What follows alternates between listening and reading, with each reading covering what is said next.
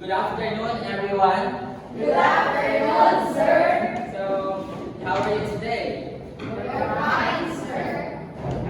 So, before we formally start our discussion, let's have a prayer first. Elma, can you read the prayer? Can you read us? Pray for those who are called beside the cross, and of the Father, the Son, and the Holy Spirit. Amen. Okay, thank you, Sid. So, please be reminded that everything that you're going to do is always seek for the guidance of God. Okay? So look at the under of your chair and pick up some garbage dust and then. Okay.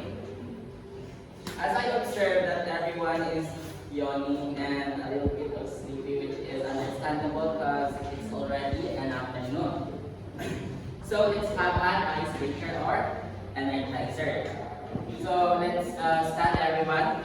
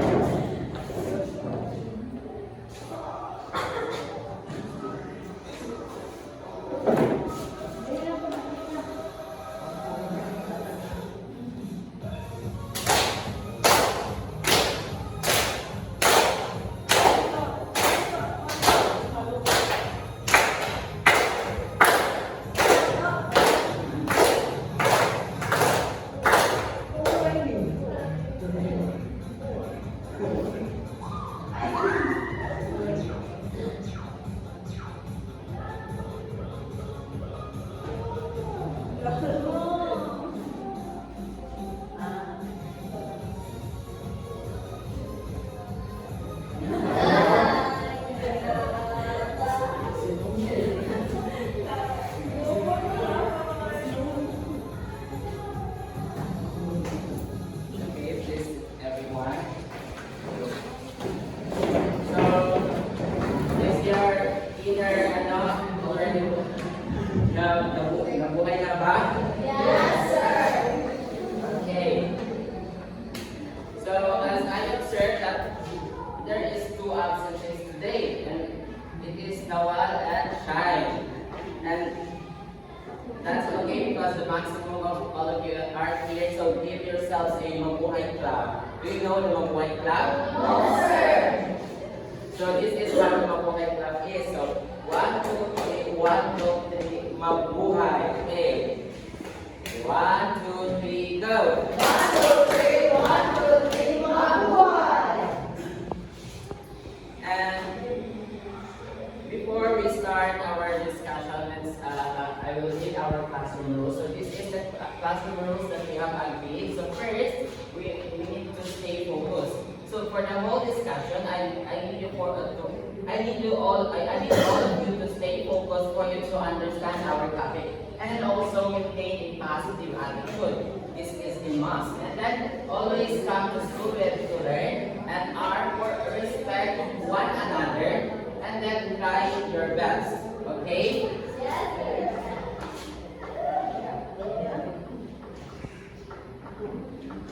So before we start our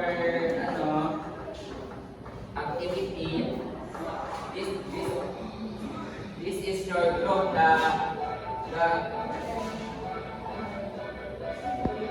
So this is the group Hit Heroes, the group Hit Expansion, and group Thermal Titans.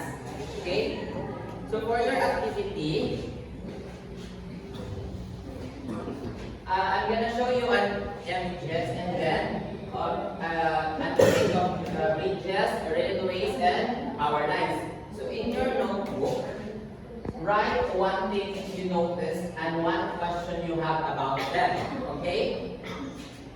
Yes, sir. So this is the pictures.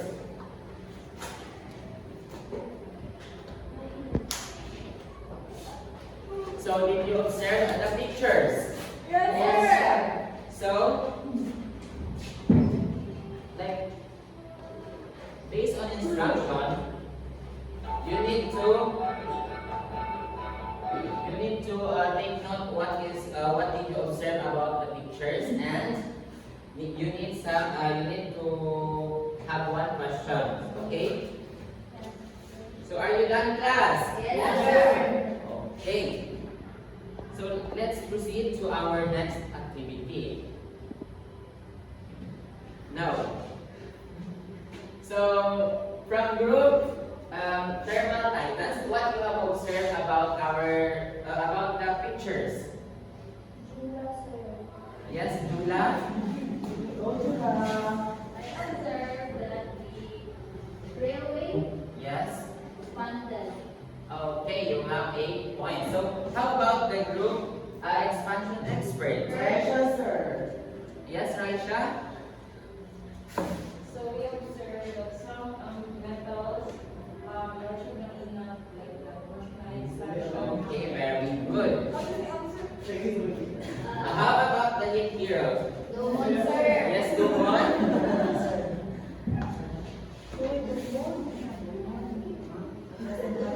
Ang medals is like So, any question about the pictures? So, I think you already a little bit of idea about our topic today. So now let's proceed to our next activity. So this activity is called heat expansion demo. So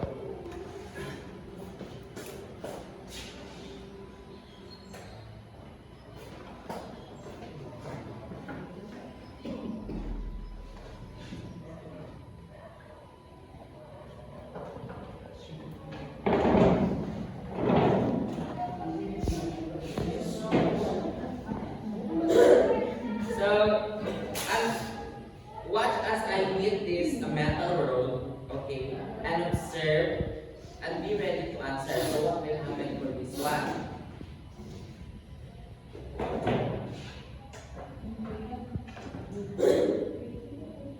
Okay, very good. So what did you observe, group thermal titans?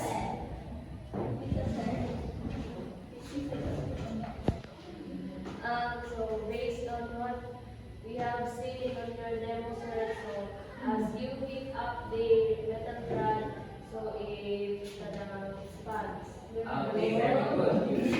Precisely. So I'm gonna grade you by this color. So the golden color symbolizes as 15 points. So the red one is 10 points, and also the orange is 5 points. And then Cecil is from Thermal Titans, and I'm gonna give them 15 points. Okay? Yes. Yes, go on. What's your idea? Who's that? Who's that?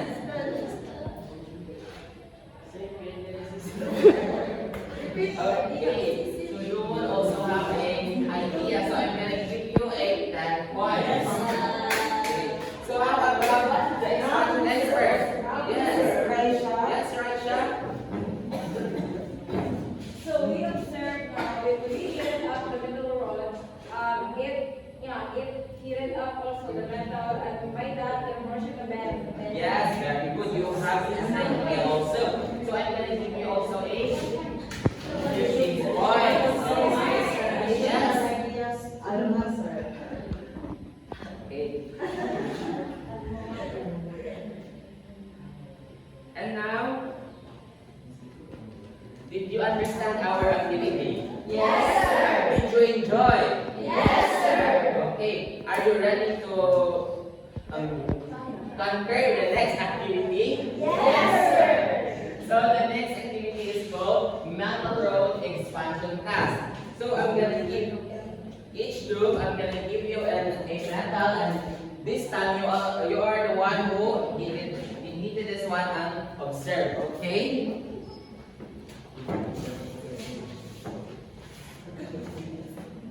So this is the direction. So measure the rope's length before hitting. Okay? And then also observe as I hit you hit the one section and record any changes in length or appearance, then discuss with your group what factors affect expansion. Done, sir. Done? Yes, sir. Okay, are you done also? Yes, sir. Okay, everyone is done. So, as I observe that everyone is participated, so I'm going to give the three of you a 10 points. And then, for the ano, okay. So, did you enjoy our activity, Yes. sir? Yes, sir. Yes. Okay. So, okay. Do you have an idea what is our topic for today? Yes, sir. Yes, Lemar? So based from our activities, we have done earlier, sir, I think our topic is all about thermal expansion. Accurately. So, give Lemar a 3 million clap.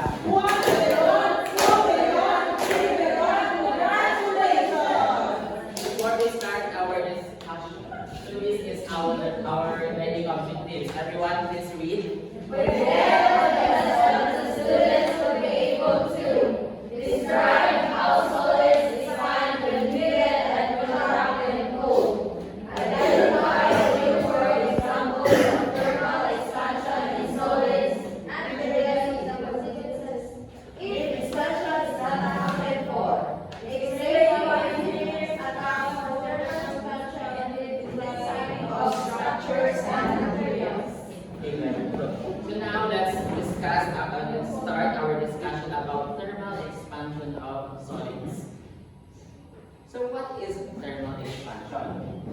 So the increase in size, length, area, and the volume of solid with its temperature increases. That is the thermal expansion. So this is from solid expands when heated. So that's an example of thermal expansion. Then also solids contract when cooled. If the solids na what we call that one get cold, it will contract. So why does it happen? Okay. So this is an example of the thermal expansion. This is the solid one. If this before heating, it is compact. Okay. And then after heating, the particles going to expand. So this is happen. So heat gives particle more energy, and then the particles vibrate more and then push each other apart. So that's the reason why the material expands. Okay. Yes, sir. So this is an example of aerial footage of particles in a solid vibrating but in position. That's So this is the formula of our of the thermal expansion of solids. So delta F equals alpha L 0 delta T. So delta L stands for change in length, while the alpha coefficient of linear expansion. L of 0 original length, and delta T is the change in temperature. Is there any question? None, sir. Okay, so let's proceed. So coefficient of linear expansion, or the alpha. So what is alpha? Alpha is a number of that tells us how much materials expands per degree temperature change. So different materials will have different things. So example values is the steel has a 12 times 10 negative 6 divided to degrees Celsius. And then the concrete has an alpha of 1014 times 10 negative 6 degrees Celsius. And then the aluminum is 23 times 10 negative 6 divided 2 degrees Celsius also. So this is the real world examples and also the importance of thermal expansion in solids. So bridges. So expansion joints allow movement. So we need the expansion joints on bridges, and also sa railway tracks is gaps preventing buckling, and the power lines is sun in summer but is in winter. So we will understand that in the next activity. So the pipelines, so loops or bends for expansion. So what happened if we ignore the branching, buckling, and structural failure? So this is the example of the real world example of thermal expansion in solids. So this one is the railways of tracks. So the reason why we put like this, because in summer, like what I have said, that the steel is going to expand when it's heated, so that the railway is going to expand. But if we do not put like this in railways, the railway is going to tight. And then for the roads, they also put in, or in the bridges, they also put some joints. So this is the solution of the engineers. So, how do engineers handle expansion? So expansion joints, so they put gaps filled with flexible material. And then for the material choices, they use materials with similar like like goma. And then, so their design is allow room for a movement in a structure.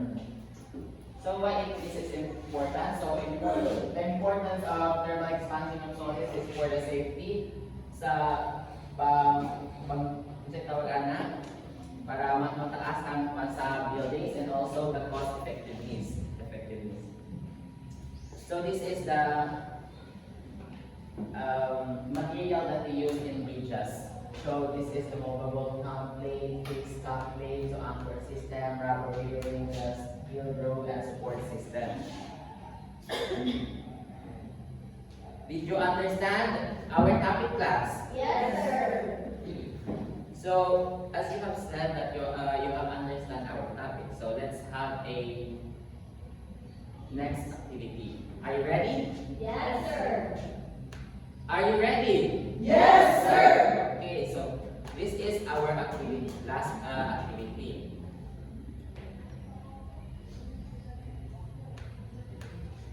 So, design and expansion joint. So, with your group, sketch a bridge or railways section, include where you would place expansion joint, label your design, and write one reason why you would place them there, okay?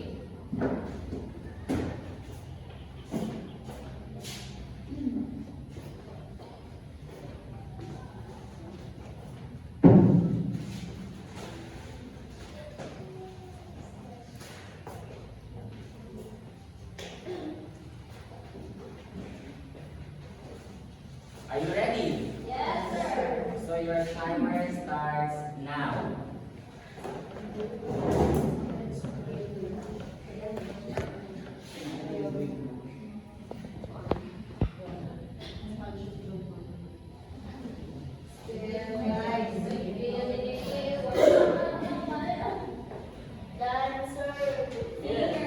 Okay, so the thermal time is already done their sketch.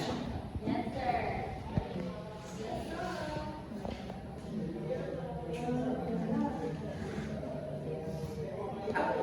How about the expansion expert? Are you done? Yes, sir. How about the lead heroes? You're done, sir. Okay, very good. So now, present your work in front and then explain or write one reason why you will place them there. Okay, group thermal titans.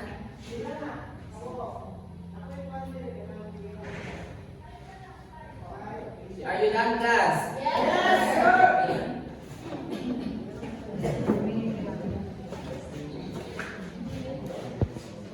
So present thermal titans here now.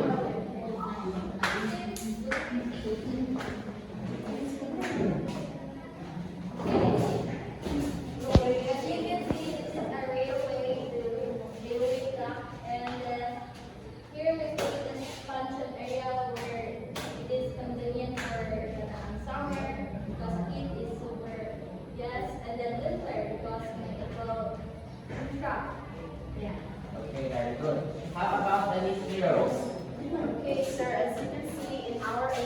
transportation. We have here the railway, we also have train, and we also have here heat. Okay, coming from the sun. Yes, so we put here a railway expansion joint, so that when heat is being added or if it is summer, it will expand, so it will not cause accidents or Yes. About the expansion. This is our work. As you can see, we put an expansion joints from this curve, so one siya. So that we can prevent the accidents when summer comes, as what the teacher said kanina, when the summer comes, the metals can expand. So to prevent it from happening, so that they can lead them prevent the accidents. So that is our yes. Okay, precisely. So, give yourselves a multiply club again. Okay, as I observed, the thermal titans, they have a accuracy, and also they have a good delivery. And then for the teamwork, I also saw their teamwork. And then for the heat heroes, they also have a accuracy. Yes. And then we also have a delivery, so delivery. And then also the teamwork. And then for the expansion, they also have a accuracy and delivery. And then also a teamwork.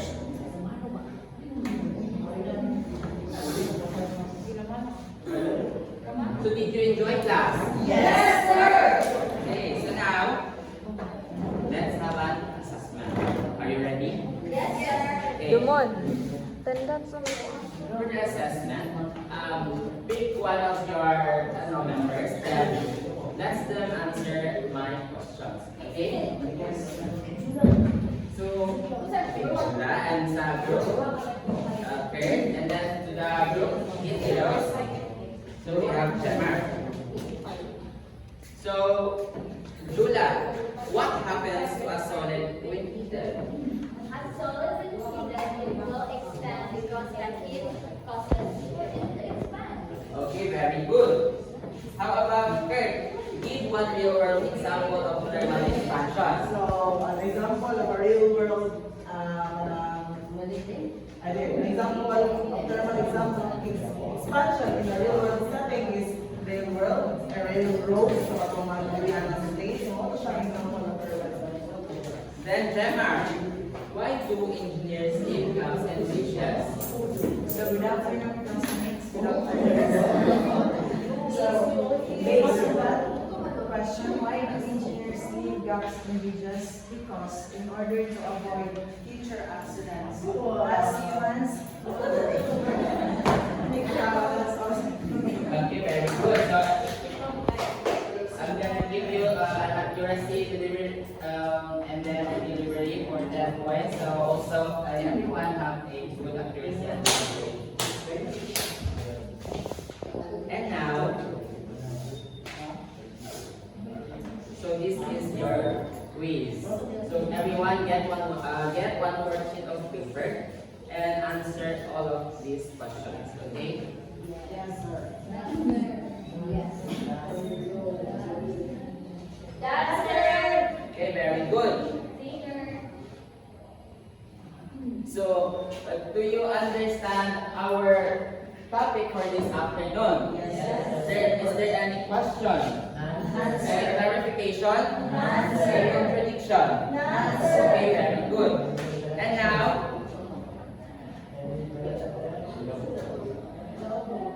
for the last activity, this is your assignment. So tonight, look around your home or community for one example of thermal expansion. Example, a cracked pavement, loose wire, gap in a sidewalk. Draw it to our Google Classroom or upload some image that you have captured. And then I will check it tomorrow and you will be graded. Did you understand? Yes, sir. So that's all for today. Give yourselves a barangay clap. And then, for your scoreboard, so for the heroes, they have 10, 20, 15, so 30, and 45, 55, 65, 75, 80, 85, 90. So you have 90 points. So the expansion experts, they have 10, 20, 30, 40, 50, 65, 70, 80. They have 80.